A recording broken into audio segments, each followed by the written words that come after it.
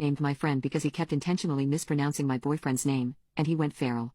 On New Year's Eve, my boyfriend and my parents attended a family gathering at my aunt's house. My cousin and her boyfriend Max were there as well. Me and Max have never got on well, and Max claims this is because he is a trans man and I am transphobic. This is not the case at all, he just claims I am transphobic because my political views don't align with this. Anyways, I met him 6 years ago when he and my cousin began dating, before he made the transition. Back then it was introduced to me as Mary. When Max made the transition we were informed that we should refer to him as Max, and he specifically asked us not to mention his previous name Mary. This party was the first time Max met my boyfriend.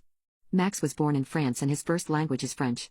My boyfriend is also half French and his name is French, but he was born in America. My boyfriend's name is pronounced very differently in French, but the pronunciation he uses is English.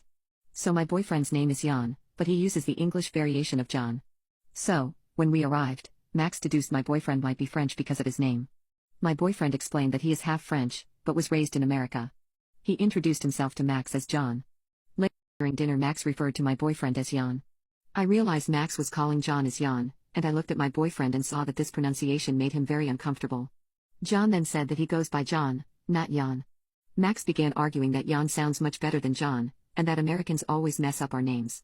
John didn't respond, he always does everything to avoid conflict, but I could see how uncomfortable he was. John was raised by his French father who was extremely abusive.